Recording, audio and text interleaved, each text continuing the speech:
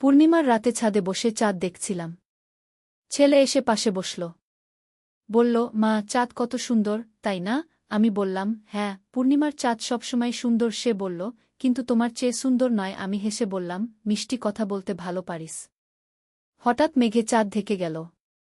ছাদটা অন্ধকার হয়ে গেল। সে আমার হাত ধরল, বলে, মা, ভয় পাচ্ছ?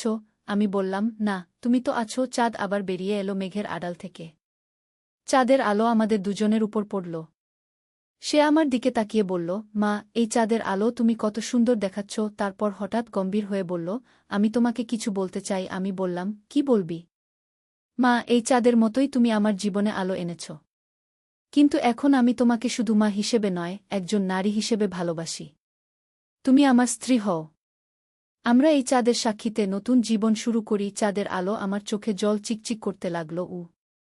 এই গল্পটি সম্পূর্ণ শুনলে আপনাদের পানি অটোমেটিক বের হয়ে যাবে, সো যত দ্রুত সম্ভব হাতের কাছে টিস্যু নিয়ে বসে পড়ো।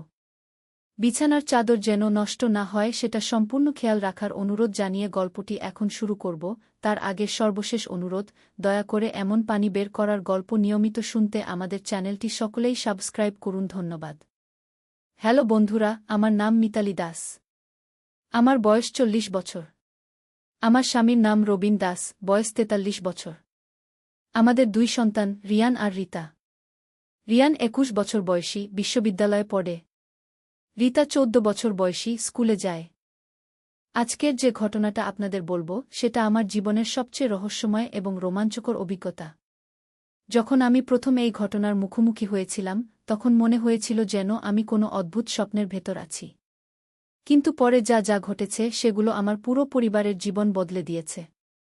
সেদিন ছিল শীতের একটা সন্ধ্যা। বাইরে হালকা কুয়াশা পড়েছে। ঘড়িতে তখন সন্ধ্যা 7টা বাজে। আমি রান্নাঘরে রাতের খাবার তৈরি করছিলাম। হঠাৎ রিয়ান এসে আমার পাশে দাঁড়াল। তার চোখে একটা অদ্ভুত চাঞ্চল্য। সে বলল, মা, তুমি কি জানো আমাদের বাড়ির তলায় কি আছে? আমি অবাক হয়ে বললাম, মাটি ছাড়া আর কি থাকবে? কেন এমন প্রশ্ন করছিস? রিয়ান রহস্যজনক ভঙ্গিতে বলল, মা, আজ দুপুরে যখন তুমি বাজারে গিয়েছিলে, তখন আমি বাগানে পানি দিতে গিয়েছিলাম। সেখানে একটা অদ্ভুত শব্দ পেলাম। মাটির নিচ থেকে যেন কে কথা বলছে। আমি হেসে বললাম, বাবা, তুই নিশ্চয়ই ভুল শুনেছিস। হয়তো পাশের বাড়ি থেকে কোনো শব্দ এসেছে। কিন্তু রিয়ানের চোখের সেই চাঞ্চল্য দেখে বুঝলাম যে সে সত্যিই কিছু একটা শুনেছে। সে বলল, না মা, আমি একদম পরিষ্কার শুনেছি। কেউ যেন বলছিল, সাহায্য করো, আমাদের এখানে থেকে বের করো। এ কথা শুনে আমার গা শিউরে উঠল। কিন্তু মনে মনে ভাবলাম, হয়তো ছেলের কল্পনা। তাই বললাম, ঠিক আছে, কাল সকালে একবার দেখব। পরদিন সকালে ঘুম থেকে উঠে দেখি রিয়ান এবং রিতা দুজনেই বাগানে দাঁড়িয়ে মাটির দিকে তাকিয়ে আছে। আমি কৌতূহলী হয়ে তাদের কাছে গেলাম। রিতা বলল, মা, দিদি ভাইয়ের কথা ঠিক। আমিও শুনতে পাচ্ছি। কেউ যেন নিচে থেকে কথা বলছে। আমি কান খাড়া করে শুনলাম। প্রথমে কিছুই পেলাম না। কিন্তু কয়েক মিনিট পর সত্যিই একটা ক্ষীণ আওয়াজ কানে এলো। যেন কেউ অনেক দূর থেকে ডাকছে। হঠাৎ আমার মনে পড়ল, এই বাড়িটা কিনার সময় আমার শ্বশুর একটা কথা বলেছিলেন। তিনি বলেছিলেন, এই এলাকায় নাকি অনেক পুরনো সময়ে একটা গুপ্ত রাজপথ ছিল। রাজারা গোপনে এক জায়গা থেকে অন্য জায়গায় যাওয়ার জন্য ভূগর্ভস্থ সুড়ঙ্গ ব্যবহার করতেন। আমি বাচ্চাদের বললাম, তোমরা দুজন এখানে দাঁড়াও। আমি তোমাদের বাবাকে ডেকে আনি। রবিনকে সব কিছু খুলে বলার পর সে প্রথমে বিশ্বাস করল না। কিন্তু যখন সে নিজেও সেই আওয়াজ শুনল, তখন তার মুখ গম্ভীর হয়ে গেল। রবিন বলল, মিতালি, এটা নিয়ে আমাদের খোঁজখবর নিতে হবে। হয়তো সত্যিই নিচে কোনো পুরনো কাঠামো আছে। সেদিন বিকেলে রবিন কয়েকটা বই নিয়ে এলো। সেগুলো ছিল স্থানীয় ইতিহাস নিয়ে লেখা। আমরা সবাই মিলে সেই বইগুলো পড়তে শুরু করলাম। একটা বইতে পেলাম যে আমাদের এলাকায় 300 বছর আগে রাজা কৃষ্ণচন্দ্রের একটা গোপন ভাণ্ডার ছিল। সেখানে তিনি যুদ্ধের সময় তার মূল্যবান জিনিসপত্র লুকিয়ে রাখতেন। রিয়ান উত্তেজিত হয়ে বলল, মা, তাহলে কি আমাদের বাড়ির নিচে সত্যিই কোনো গুপ্তধন আছে? আমি বললাম, এসব শুধু গল্প হতে পারে। কিন্তু যেহেতু আমরা সত্যিই কোনো আওয়াজ শুনতে পাচ্ছি, তাই একবার খুঁজে দেখতে ক্ষতি নেই। পরদিন রবিন একটা ছোট্ট খোঁড়ার যন্ত্র নিয়ে এলো। আমরা যেখানে আওয়াজটা সবচেয়ে বেশি শুনতে পাচ্ছিলাম সেখানে খোঁড়া শুরু করলাম। মাত্র 3 ফুট খুঁড়তেই একটা পাথরের স্ল্যাবে ঠেকলাম। সেই স্ল্যাবে কিছু পুরনো অক্ষর খোদাই করা ছিল। আমরা সেগুলো পরিষ্কার করে দেখলাম। সেটা ছিল পুরনো বাংলা লিপি। রবিন কোনমতে পড়ল, এখানে প্রবেশ নিষেধ। শুধুমাত্র রাজকীয় অনুমতিতেই প্রবেশযোগ্য। আমরা সবাই একে অপরের দিকে তাকালাম। রীতা বলল, মা, এটা কি সত্যিই কোনো রাজার গুপ্তপথ? আমি বললাম, মনে হচ্ছে তাই। কিন্তু আমাদের সাবধানে এগোতে হবে। স্ল্যাবটা সরানোর চেষ্টা করতেই সেটা খুলে গেল। নিচে দেখা গেল একটা সুডঙ্গের মুখ। সেখান থেকে ঠান্ডা হাওয়া বের হচ্ছিল। রিয়ান একটা টর্চ নিয়ে সুডঙ্গের ভেতরে আলো ফেলল। দেখা গেল সুডঙ্গটা অনেক গভীর এবং লম্বা। দেওয়ালগুলো ইট দিয়ে তৈরি। রবিন বলল, আমরা সবাই একসাথে নিচে নামব। কিন্তু খুব সাবধানে। সুডঙ্গে নামতেই একটা অদ্ভুত গন্ধ পেলাম। পুরনো ধূসর একটা গন্ধ। যেন শত শত বছর ধরে কেউ এখানে আসেনি। প্রায় 25-30 ফুট হাঁটার পর আমরা একটা বড় কক্ষে পৌঁছালাম। সেখানে কিছু পুরনো কাঠের বাক্স রাখা ছিল। তার সাথে দেওয়ালে কিছু চিত্রকর্ম। কিন্তু সবচেয়ে অদ্ভুত ব্যাপার ছিল, সেই কক্ষে একটা আধুনিক ব্যাটারিচালিত লণ্ঠন জ্বলছিল। আর তার পাশে একটা নোটবুক পড়েছিল। আমি ভয়ে রবিনের হাত ধরলাম। বললাম, এখানে কেউ আছে মনে হচ্ছে। হঠাৎ আমরা শুনলাম পায়ের শব্দ। কেউ আমাদের দিকে এগিয়ে আসছে। আমরা সবাই একসাথে দাঁড়িয়ে গেলাম। অন্ধকার থেকে বের হয়ে এলো একজন বয়স্ক মানুষ। তার চুল দাড়ি সব সাদা। কিন্তু তার চোখে একটা অদ্ভুত ঔজ্জ্বল্য। তিনি আমাদের দেখে হেসে বললেন, আহ, অবশেষে কেউ এখানে এলো। আমি অপেক্ষা করছিলাম। আমি ভয়ে কাঁপতে কাঁপতে বললাম, আপনি কে? এখানে কি করছেন? বৃদ্ধ লোকটি বললেন, আমার নাম প্রফেসর সুরেন্দ্রনাথ ঘোষ। আমি একজন প্রত্নতত্ত্ববিদ। 25 বছর ধরে এই সুডঙ্গ নিয়ে গবেষণা করছি। রিয়ান জিজ্ঞেস করল, আপনি এখানে থাকেন? প্রফেসর ঘোষ বললেন, হ্যাঁ বাবা। আমি এখানে একটা অস্থায়ী গবেষণাগার তৈরি করেছি। কারণ এই জায়গাটা অত্যন্ত গুরুত্বপূর্ণ। তিনি আমাদের সেই বাক্সগুলোর কাছে নিয়ে গেলেন। একটা বাক্স খুলে দেখালেন ভেতরে অনেক পুরনো স্বর্ণের মুদ্রা, গহনা এবং মূল্যবান পাথর। এগুলো রাজা কৃষ্ণচন্দ্রের ব্যক্তিগত সম্পদ। তিনি এখানে লুকিয়ে রেখেছিলেন যুদ্ধের সময়। কিন্তু যুদ্ধে তার মৃত্যু হয়ে যাওয়ায় এগুলো আর খুঁজে পাওয়া যায়নি। রীতা চোখ বড় করে জিজ্ঞেস করল, এগুলোর দাম কত? প্রফেসর ঘোষ বললেন, অর্থের হিসেবে হয়তো কয়েক কোটি টাকা। কিন্তু ঐতিহাসিক দিক থেকে এর মূল্য অসীম। রবিন বলল, কিন্তু আমাদের সাথে আপনার পরিচয় হলো কিভাবে? আমরা তো জানতামই না যে এখানে এসব আছে। প্রফেসর ঘোষ একটু হেসে বললেন, আসলে আমি আপনাদের ডেকেছি। গত কয়েক মাস ধরে আমি ভূগর্ভ থেকে শব্দ করছিলাম। কারণ আমার একা এই কাজ শেষ করা সম্ভব নয়। আমার সাহায্য দরকার। আমি বললাম, কি ধরনের সাহায্য? তিনি একটা পুরনো মানচিত্র বের করে দেখালেন। সেখানে আমাদের বাড়ি থেকে শুরু করে শহরের বিভিন্ন জায়গায় সুডঙ্গের পথ দেখানো আছে। এই সুডঙ্গটা শুধু এখানেই শেষ নয়। এটা শহরের 3টে গুরুত্বপূর্ণ জায়গার সাথে যুক্ত। রাজবাড়ি, পুরনো মন্দির এবং নদীর ঘাট। আমার মনে হয় আরও অনেক গুপ্তধন এই পথগুলোতে লুকানো আছে। রিয়ান উত্তেজনায় বলল, তাহলে আমরা সব খুঁজে বের করব। প্রফেসর ঘোষ বললেন, কিন্তু সেটা অনেক বিপজ্জনক কাজ। এই সুডঙ্গগুলো অনেক পুরনো। কোথাও ধসে পড়ার ভয় আছে। আবার কোথাও হয়তো বিষাক্ত গ্যাস থাকতে পারে। আমি চিন্তিত হয়ে বললাম, তাহলে এটা কি ঠিক হবে? তিনি বললেন, আপনাদের পরিবারের সবার সাহায্য পেলে আমি এই কাজটা নিরাপদে শেষ করতে পারি। এবং যা পাওয়া যাবে সেটা আমরা সরকারের হাতে তুলে দেব। বিনিময়ে আপনারা একটা ভালো পুরস্কার পাবেন। রবিন এবং আমি একে অন্যের দিকে তাকালাম। এটা একটা দুর্দান্ত সুযোগ, কিন্তু একই সাথে বিপজ্জনক। আমি বললাম, আমাদের একটু সময় দিন। আমরা ভেবে জানাব। পরদিন সকালে আমরা পরিবারের সবাই মিলে আলোচনা করলাম। রিয়ান এবং রীতা দুজনেই এই অ্যাডভেঞ্চারে যেতে চায়। রিয়ান বলল, মা, এটা আমাদের জীবনের সবচেয়ে বড় সুযোগ। আমরা ইতিহাসের অংশ হতে পারি। রীতাও বলল, হ্যাঁ মা, এবং এটা অনেক মজার হবে। রবিন বলল, মিতালি, প্রফেসর ঘোষকে দেখে মনে হয় ভালো মানুষ। আর তিনি যদি 25 বছর ধরে এই কাজ করে থাকেন, তাহলে তিনি অভিজ্ঞ। আমিও সিদ্ধান্ত নিলাম যে আমরা এই অ্যাডভেঞ্চারে যাব। পরদিন আমরা প্রয়োজনীয় সব জিনিসপত্র নিয়ে সুডঙ্গে নামলাম। প্রফেসর ঘোষ আমাদের সবাইকে বিশেষ মাস্ক এবং টর্চ দিলেন। তিনি বললেন, আমরা প্রথমে রাজবাড়ির দিকের পথ অনুসরণ করব। সেটা সবচেয়ে নিরাপদ। রাজবাড়ির দিকের পথটা প্রায় 1 কিলোমিটার লম্বা। পথটা অনেক জায়গায় সরু, আবার কোথাও চওড়া। মাঝে মাঝে বাঁক। হাঁটতে হাঁটতে আমরা দেখলাম দেওয়ালে অনেক পুরনো চিত্রকর্ম। সেগুলোতে রাজারানীর ছবি, যুদ্ধের দৃশ্য এবং বিভিন্ন ধর্মীয় প্রতীক আঁকা। রীতা একটা চিত্রের দিকে আঙুল দিয়ে দেখিয়ে বলল, দেখো, এই রানীর গহনাগুলো দেখতে কেমন সুন্দর। প্রফেসর ঘোষ বললেন, এটা রানী ভবানীর ছবি। তিনি ছিলেন রাজা কৃষ্ণচন্দ্রের স্ত্রী। তার গহনার একটা বিশেষ সংগ্রহ এই সুডঙ্গেই লুকানো আছে। প্রায় 2 ঘণ্টা হাঁটার পর আমরা একটা বিশাল কক্ষে পৌঁছালাম। সেখানে অনেক বড় বড় বাক্স সাজানো ছিল। আর মাঝখানে একটা সিংহাসন। প্রফেসর ঘোষ বললেন, এটা রাজার গোপন দরবার ঘর। যুদ্ধের সময় তিনি এখান থেকেই পরিকল্পনা করতেন। আমরা একে একে বাক্সগুলো খুলতে লাগলাম। প্রতিটা বাক্সেই অবিশ্বাস্য সব জিনিস। স্বর্ণের অলংকার, রৌপ্যের বাসনপত্র, দামি পাথরে তৈরি বিভিন্ন শিল্পকর্ম। রিয়ান একটা বাক্স থেকে একটা সোনার মুকুট বের করল। সেটা মাথায় দিয়ে বলল, দেখো, আমি রাজা হয়ে গেছি। আমরা সবাই হেসে উঠলাম। কিন্তু হঠাৎ একটা অদ্ভুত শব্দ শুনলাম। যেন পাথর পড়ার শব্দ। প্রফেসর ঘোষ চিন্তিত হয়ে বললেন, মনে হয় সুডঙ্গের কোনো অংশ ক্ষতিগ্রস্ত হয়েছে।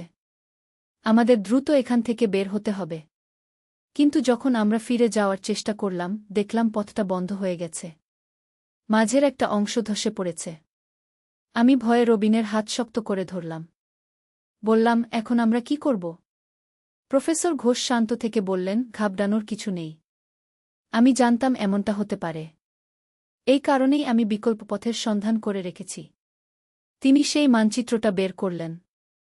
তাতে দেখালেন যে এই কক্ষ থেকে আরেকটা সুডঙ্গ মন্দিরের দিকে চলে গেছে। আর সেই পথ দিয়ে আমরা বাইরে বের হতে পারব। রীতা কাঁদো কাঁদো গলায় বলল, আমার ভয় লাগছে মা। আমি তাকে বুকে নিয়ে বললাম, ভয় পেজো না মা। আমরা সবাই একসাথে আছি। কিছুই হবে না। প্রফেসর ঘোষ আমাদের উৎসাহ দিয়ে বললেন, চলো, আমরা মন্দিরের দিকের পথ দিয়ে যাব। সেই পথেও অনেক আকর্ষণীয় জিনিস দেখতে পাব। আমরা নতুন পথে চলতে শুরু করলাম। এই পথটা আগের থেকে আরও সরু এবং আঁকাবাঁকা। কিন্তু দেওয়ালের চিত্রকর্মগুলো আরও সুন্দর। হাঁটতে হাঁটতে রিয়ান বলল, প্রফেসর কাকু, আপনি এতদিন একা একা এই কাজ করছিলেন? আপনার পরিবার কিছু বলতো না? প্রফেসর ঘোষ একটু দুঃখের সাথে বললেন, আমার কোনো পরিবার নেই বাবা। আমার স্ত্রী অনেক আগেই মারা গেছেন। সন্তানও নেই। তাই আমার সারাটা জীবন এই গবেষণার কাজেই কেটে গেছে। আমার মন খারাপ হয়ে গেল। বললাম, তাহলে তো আপনি খুব একা। তিনি হেসে বললেন, এখন আর একা নেই। আপনাদের পেয়েছি যে। প্রায় 1 ঘণ্টা হাঁটার পর আমরা আরেকটা বড় কক্ষে পৌঁছালাম। সেখানেও অনেক বাক্স। কিন্তু এগুলো আগের চেয়ে ছোট এবং অন্যরকম। প্রফেসর ঘোষ বললেন, এগুলো ধর্মীয় জিনিসপত্র। মূর্তি, পূজার সামগ্রী এবং পুরনো পাণ্ডুলিপি। একটা বাক্স খুলে দেখলাম ভেতরে অনেক পুরনো বই। সেগুলো তালপাতায় লেখা। কিছু সংস্কৃতে, কিছু পুরনো বাংলায়। রবিন একটা বই হাতে নিয়ে বলল, এগুলো পড়তে পারলে কত কিছু জানা যেত। প্রফেসর ঘোষ বললেন, আমি এগুলোর অনেকটাই অনুবাদ করেছি। এর মধ্যে রাজার ব্যক্তিগত ডায়েরিও আছে। তাতে তিনি তার গোপন সম্পদের কথা লিখেছেন। রিয়ান কৌতূহলী হয়ে জিজ্ঞেস করল, কি লিখেছেন? তিনি লিখেছেন যে তার সবচেয়ে দামি সম্পদ নদীর ঘাটের কাছে লুকিয়ে রেখেছেন। সেটা একটা বিশাল হীরা, যার নাম কৃষ্ণমণিগু।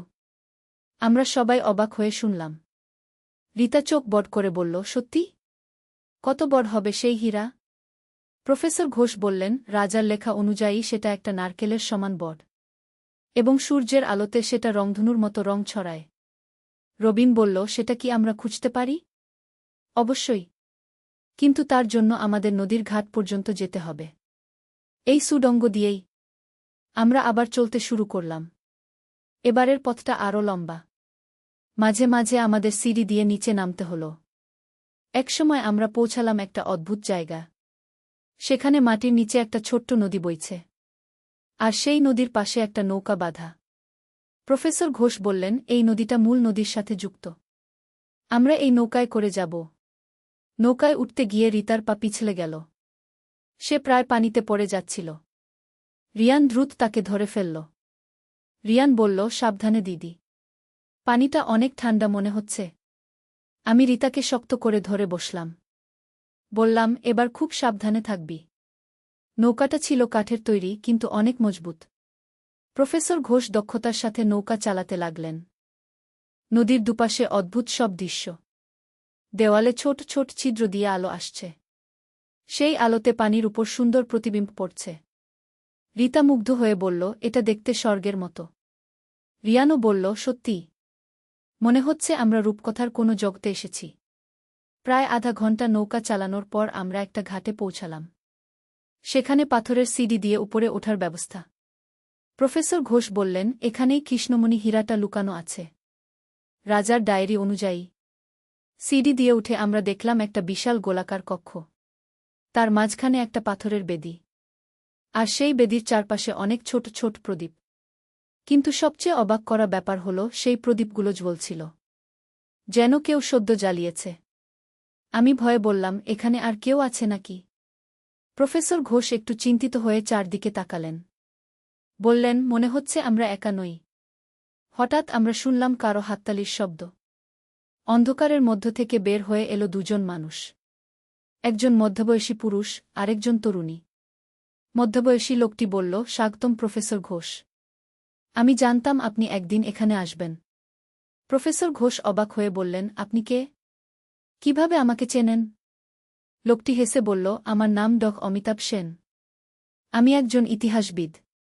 আর ইনি আমার মেয়ে অনন্যা। আমরা আপনার গবেষণার কথা জানি। রবিন সন্দেহের সাথে বলল, আপনারা এখানে কি করছেন? অনন্যা এগিয়ে এসে বলল, আমরাও এই গুপ্তধনের খোঁজ করছি। কিন্তু আমাদের উদ্দেশ্য ভালো। আমরা এগুলো জাদুঘরে রাখতে চাই। প্রফেসর ঘোষ বললেন, তাহলে আমরা সবাই মিলে কাজ করতে পারি। সেন বললেন, অবশ্যই। আমরা ইতিমধ্যে কৃষ্ণমণি হীরাটা খুঁজে পেয়েছি। তিনি বেদির দিকে এগিয়ে গেলেন। সেখানে একটা গোপন চাবি ছিল। সেটা টিপতেই বেদির মাঝখানের অংশটা খুলে গেল। ভেতর থেকে বের হলো একটা কাচের বাক্স। তার মধ্যে একটা বিশাল নীল হীরা। সূর্যের আলোতে সেটা চকচক করছিল। আমরা সবাই মন্ত্রমুগ্ধের মতো তাকিয়ে রইলাম। রিতা ফিসফিস করে বলল, কি সুন্দর। অনন্যা বলল, এই হীরাটার ওজন প্রায় 500 ক্যারেট। পৃথিবীর সবচেয়ে দামি হীরাগুলোর মধ্যে একটা। রিয়ান জিজ্ঞেস করল, এর দাম কত হবে? সেন বললেন, অন্তত 50 কোটি টাকার বেশি। কিন্তু ঐতিহাসিক মূল্য তার চেয়েও বেশি। প্রফেসর ঘোষ বললেন, এখন আমাদের এগুলো নিরাপদে বাইরে নিয়ে যেতে হবে। কিন্তু ঠিক তখনই একটা অদ্ভুত শব্দ হল। মনে হল যেন কিছু একটা ভেঙে পড়ছে। অনন্যা চিৎকার করে বলল, সবাই সাবধান। ছাদ ধসে পড়ছে। আমরা সবাই দৌড়ে একপাশে সরে গেলাম। ছাদ থেকে বড় পাথরের টুকরো পড়তে লাগল। রবিন চিৎকার করে বলল, এখানে থেকে দ্রুত বের হতে হবে। কিন্তু যে পথ দিয়ে আমরা এসেছিলাম সেটাও বন্ধ হয়ে গেছে। চারদিকে পাথরের স্তূপ। সেন বললেন, এখানে আরেকটা গোপন পথ আছে। সেটা সরাসরি নদীর উপারে চলে গেছে। তিনি দেওয়ালের একটা নির্দিষ্ট জায়গা চাপ দিলেন। একটা গোপন দরজা খুলে গেল। আমরা সবাই সেই পথ দিয়ে দৌড়তে শুরু করলাম। পেছনে পাথর পড়ার শব্দ চলতেই থাকল। এই পথটা একদম সরু। আমাদের এক এক করে যেতে হল। প্রফেসর ঘোষ সামনে, তারপর আমি, তারপর রিতা, রিয়ান, রবিন, অনন্যা আর সবশেষে সেন। প্রায় 10 মিনিট দৌড়ানোর পর আমরা একটা সিঁড়ি দেখতে পেলাম। সেটা উপরের দিকে চলে গেছে। প্রফেসর ঘোষ বললেন, এই সিঁড়ি দিয়ে উঠলেই আমরা নদীর ঘাটে পৌঁছে যাব। আমরা সবাই সিঁড়ি দিয়ে উঠতে শুরু করলাম। অনেক উঁচু সিঁড়ি। মনে হচ্ছিল যেন অনন্তকাল ধরে উঠে চলেছি। অবশেষে আমরা একটা লোহার দরজার কাছে পৌঁছালাম। সেন সেটা খুলে দিলেন। বাইরে বের হয়ে দেখি আমরা সত্যিই নদীর ঘাটে এসেছি। সূর্য তখন অস্ত যাচ্ছে। আকাশ লাল হয়ে আছে। রিতা খুশিতে চিৎকার করে বলল, আমরা বেঁচে গেছি। রিয়ানও বলল, এটা ছিল আমাদের জীবনের সবচেয়ে বড় অ্যাডভেঞ্চার। আমি স্বস্তির নিঃশ্বাস ফেললাম। বললাম, আল্লাহর রহমতে আমরা সবাই নিরাপদে বেরিয়ে এসেছি। প্রফেসর ঘোষ বললেন, এখন আমাদের এই আবিষ্কার সরকারের কাছে জানাতে হবে। এবং আপনাদের পরিবারের জন্য একটা ভালো পুরস্কারের ব্যবস্থা করতে হবে। পরদিন আমাদের বাড়িতে সরকারি কর্মকর্তারা এলেন। তারা আমাদের আবিষ্কারের কথা শুনে অভিভূত হলেন। তারা বললেন যে এই আবিষ্কার বাংলার ইতিহাসে একটা নতুন অধ্যায় যোগ করবে। আর আমাদের পরিবার এই কাজে বিশেষ অবদানের জন্য একটা বড় পুরস্কার পাবে। কয়েক সপ্তাহ পর আমরা জানতে পারলাম যে আমাদের পাওয়া গুপ্তধনের মোট মূল্য প্রায় ১০০ কোটি টাকা। সরকার তার একটা অংশ আমাদের পরিবারকে দিয়েছে। কিন্তু সবচেয়ে বড় পুরস্কার ছিল আমাদের অভিজ্ঞতা। আমরা এক রাতেই ইতিহাসের সাক্ষী হয়েছিলাম। প্রফেসর ঘোষ এখন আমাদের পরিবারের একজন সদস্যের মতো। তিনি প্রায়ই আমাদের বাড়িতে আসেন। আর আমরা তাকে দাদুর মতো ভালোবাসি। ডক সেন এবং অনন্যাও আমাদের ভালো বন্ধু হয়ে গেছে। আমরা মাঝে মাঝে একসাথে পিকনিক করি। আজ যখন আমি এই গল্পটা বলছি তখনও আমার গা শিউরে উঠে। মনে হয় যেন সব কটা দিন আগের কথা। রিয়ান এখন ইতিহাস বিষয় নিয়ে পড়াশোনা করতে চায়। বলে, মা, আমিও প্রফেসর ঘোষের মতো প্রত্নতত্ত্ববিদ হব। রিতাও বলে, আমি জাদুঘরে কাজ করব। মানুষদের এই সব পুরনো জিনিসের কথা বলবো। আমার মনে হয় আমাদের এই অভিজ্ঞতা শুধু আমাদের জীবন বদলায়নি, বরং আমাদের পরবর্তী প্রজন্মের জীবনেও প্রভাব ফেলবে। যারা আমার এই গল্প শুনছেন তাদের বলি, জীবনে অনেক সময় এমন সব সুযোগ আসে যেগুলো অবিশ্বাস্য মনে হয়। কিন্তু সেগুলোকে গ্রহণ করার সাহস থাকলে জীবনে অনেক সুন্দর অভিজ্ঞতা হয়। আমাদের পরিবারের সেই রাতের অভিজ্ঞতা আমাদের শিখিয়েছে যে পরিবার হচ্ছে সবচেয়ে বড় শক্তি। যে কোনো বিপদে পরিবারের সবাই একসাথে থাকলে কোনো কিছুই অসম্ভব নয়। আর হ্যাঁ, আমাদের বাড়ির সেই বাগানটা এখনও আছে। তবে সেই সুড়ঙ্গের মুখটা সরকার সিল করে দিয়েছে নিরাপত্তার জন্য। কিন্তু মাঝে মাঝে রাতে যখন চাঁদের আলো সেই বাগানে পড়ে, তখন আমার মনে হয় যেন সেই রহস্যময় যুগের কিছু প্রভাব এখনও বাতাসে ভেসে বেড়ায়। এই ছিল আমাদের পরিবারের সেই অবিশ্বাস্য রহস্যময় অ্যাডভেঞ্চারের গল্প, যেটা আমাদের জীবনকে চিরতরে বদলে দিয়েছে। আশা করি আপনাদের গল্পটা ভালো লেগেছে। আর হ্যাঁ, এই গল্প শোনার পর আপনাদের চোখেও নিশ্চয়ই খুশির জল এসেছে। কারণ এমন সুখের শেষ সবসময় আনন্দাশ্রু নিয়ে আসে।